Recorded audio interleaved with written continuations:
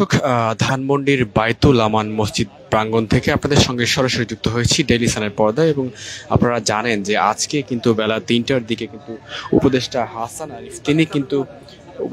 আরিফ তিনি কিন্তু মারা গেছেন। এবং দর্শক, এই মুহূর্তে কিন্তু উপদেষ্টা হাসান আরিফের লাশ এই মুহূর্তে কিন্তু বায়তুল আমান মসজিদে এসে কিন্তু পৌঁছেছে। এবং আপনারা দেখতে পাচ্ছেন সরাসরি যেই তার লাশ বহনকারী গাড়িটি সেটি কিন্তু এই মুহূর্তে যেই বায়তুল আমান মসজিদ সেই মসজিদের সামনেই কিন্তু রয়েছে। এবং আপনারা দেখতে পাচ্ছেন এই মুহূর্তে কিন্তু আসলে এই বায়তুল আমান মসজিদের আশপাশের পুরো এলাকাটি কিন্তু একেবারে নিরাপত্তার চাদরে ঢেকে ফেলা হয়েছে। এবং ঘন ঘন কিন্তু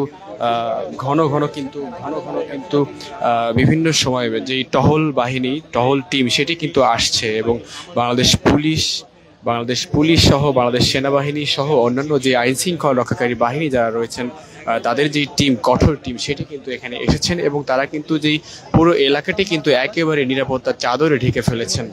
এবং আপনারা দেখতে পাচ্ছেন যে লাশবাহী যে ফ্রিজিং গাড়ি সেটি কিন্তু এই মুহূর্তে কিন্তু বায়তুল আমান মসজিদের একেবারে সামনে এসে কিন্তু অবস্থান করছে। দর্শক, আমি যদি আপনাদেরকে একটু জানিয়ে রাখি, আসলে বেশ কিছুদিন ধরেই কিন্তু এই উপদেষ্টা হাসান আরিফকে নিয়ে কিন্তু বেশ সরব ছিল সোশ্যাল মিডিয়ায়। এবং আপনারা জানেন যে আজ আসলে বেলা ৩টার দিকে আসলে তিনি কিন্তু হঠাৎ করে অসুস্থ হয়ে পড়েন তার নিজের বাসভবনে।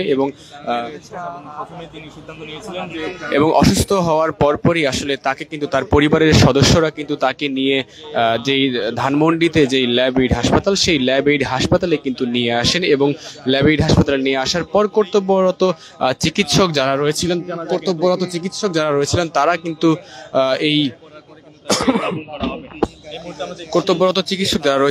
কিন্তু আসলে তার যেই মৃত্যুর খবর সেটি কিন্তু নিশ্চিত করে। এবং আপনারা সরাসরি দেখতে পাচ্ছেন যে এই মুহূর্তে কিন্তু উপদেষ্টা হাসান আরিফের লাশ বহনকারী যেই গাড়িটি সেটি কিন্তু আসলে এই মুহূর্তে বায়তুল নূর মসজিদের একেবারে সামনে কিন্তু রয়েছে। এবং তার লাশ বহনকারী যেই গাড়ি সেটি কিন্তু এই মুহূর্তে কিন্তু মসজিদের সামনেই চলে এসেছে। এবং আপনারা জানেন যে বেলা ৩টায় কিন্তু তিনি মৃত্যুবরণ করেছেন এবং তার লাশটি আসলে নামানো হচ্ছে। আমরা যদি আপনাদেরকে একটু দেখানোর চেষ্টা করি তাহলে দেখতে পাচ্ছেন আসলে কঠোর যেই নিরাপত্তা সেই নিরাপত্তার ব্যবস্থাটি আসলে দেখতে পাচ্ছেন।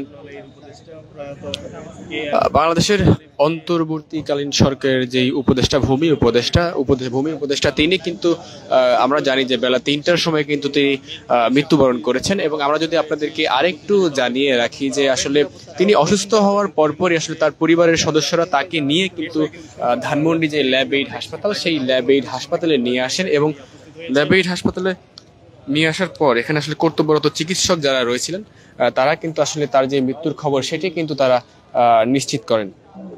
এবং দর্শক দেখতে পাচ্ছেন তার পরিবারের সদস্যরা কিন্তু তার লাশটি রিসিভ করছেন। এবং তার যে বহনকারী যে লাশ সেটি কিন্তু চলে এসেছে এবং তার লাশ কিন্তু আসলে বাইরে বের করা হচ্ছে এবং মসজিদের ভেতরে প্রবেশ করানো হচ্ছে। তার পরিবারের সদস্যদেরকে আমরা দেখেছি তারা কিন্তু এই মুহূর্তে কিন্তু মসজিদ চলে এসেছেন। এবং আমরা যেমনটি জানতে পেরেছি যে কিছুক্ষণের মধ্যেই যেই প্রধান উপদেষ্টা তার কিন্তু আসলে এখানে কিন্তু এই জানাজার নামাজে কিন্তু অংশগ্রহণ করার একটি কথা রয়েছে, যেমনটি আমরা জানতে পেরেছি। যদিও আমাদেরকে অফিসিয়ালি জানানো হয়নি, তবে আমরা জানতে পেরেছি যে তার এখানে আসলে একটি সম্ভাবনা রয়েছে। এবং এর পাশাপাশি আসলে বেশ কয়েকজন উপদেষ্টারও কিন্তু এই জানাজার নামাজে উপস্থিত হওয়ার আসলে কথা রয়েছে। দর্শক, আমরা বাংলাদেশ সেনাবাহিনীকে দেখতে পাচ্ছি, বাংলাদেশ পুলিশকে দেখতে পাচ্ছি, তারা কিন্তু এই বায়তুল আমান মসজিদের আশপাশে যে পুরো এলাকা সেই পুরো এলাকাটি কিন্তু একেবারে যেই নিরাপত্তার চাদরে কিন্তু একেবারে ঢেকে ফেলেছেন। দর্শক, আপনাদের সঙ্গে সরাসরি যুক্ত হয়েছি ডেইলি সানে, আপনারা দেখতে পাচ্ছেন।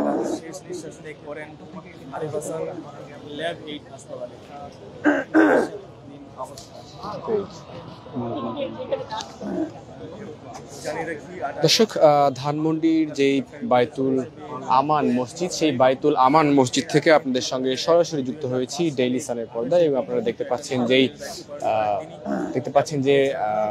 যেই অন্তর্বর্তীকালীন সরকারের ভূমি উপদেষ্টা হাসান আরিফ তার যেই মরদেহ সেটি কিন্তু এই মুহূর্তে কিন্তু বায়তুল আমান মসজিদে কিন্তু এসে পৌঁছে গেছে। এবং যেই এশারের নামাজের পরপরই আসলে তার জানাজার নামাজ অনুষ্ঠিত হওয়ার কথা রয়েছে। প্রথম জানাজা যেটি সেটি আসলে এই বায়তুল আমান মসজিদে কিন্তু অনুষ্ঠিত হওয়ার কথা। এবং সেটিকে কেন্দ্র করেই কিন্তু এই মুহূর্তে বাংলাদেশ পুলিশ, বাংলাদেশ সেনাবাহিনী যে কঠোর নিরাপত্তা ব্যবস্থা সেটি কিন্তু আমরা দেখতে পাচ্ছি। এবং এখানে আসলে যারা কর্তব্যরত রয়েছেন তারা কিন্তু পুরো এলাকাটি একেবারে নিরাপত্তার চাদরে ঢেকে ফেলেছেন। আসলে কাউকেই আসলে মসজিদের ভেতরে প্রবেশ করতে দেওয়া হচ্ছে না এবং প্রবেশ করানোর ক্ষেত্রে কিন্তু তাদের যেই চেকিং এর বিষয় সেটি কিন্তু করা হচ্ছে এবং যারা ছোট বড় ব্যাগ নিয়ে প্রবেশ করছেন তাদেরকে কিন্তু যেই চেকিং যেই স্পেশাল চেকিং সেটির মাধ্যমে কিন্তু তাদেরকে প্রবেশ করানো হচ্ছে। কারণ এই জানাজার নামাজে কিন্তু আসলে বিভিন্ন মন্ত্রণালয়ের উপদেষ্টা সহ এবং আইন শৃঙ্খলা রক্ষাকারী বাহিনী বাংলাদেশের যারা যে মন্ত্রণালয়গুলো রয়েছে সেখানে আসলে যারা কর্মরত রয়েছেন, রাষ্ট্রের উচ্চ পর্যায়ের যারা রয়েছেন তাদের সবারই কিন্তু আসলে এই প্রথম জানাজায় কিন্তু অংশগ্রহণের কথা রয়েছে যেমনটি আমরা জানতে পেরেছি এবং সেটিকে কেন্দ্র করেই কিন্তু আসলে এই যে নিরাপত্তা ব্যবস্থা সেটিকে কিন্তু গুরুত্ব বিশেষ করে প্রধান গুরুত্ব দেওয়া হচ্ছে। এবং আমরা যেমনটি জানতে পেরেছি যে এই উপদেষ্টা হাসান আরিফের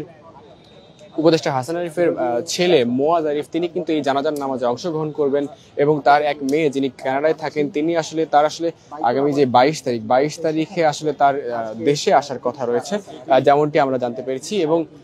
এবং সুপ্রিম কোর্টে অর্থাৎ হাইকোর্ট প্রাঙ্গণে যে জানাজাটি হবে সেই জানাজার পরেই আসলে তাকে আগামীকালই আসলে তার দাফনের যে বিষয় সেটি আসলে করা হবে যেমনটি আসলে আমরা প্রাথমিকভাবে জানতে পেরেছি। এবং আপনারা দেখতে পাচ্ছেন যে কঠোর নিরাপত্তা, সেই কঠোর নিরাপত্তার মধ্য দিয়ে কিন্তু আসলে মসজিদের ভিতরে সবাইকে প্রবেশ করানো হচ্ছে এবং একজনকেও আসলে নিরাপত্তার বাইরে গিয়ে প্রবেশ করানোর কোনো সুযোগ নেই।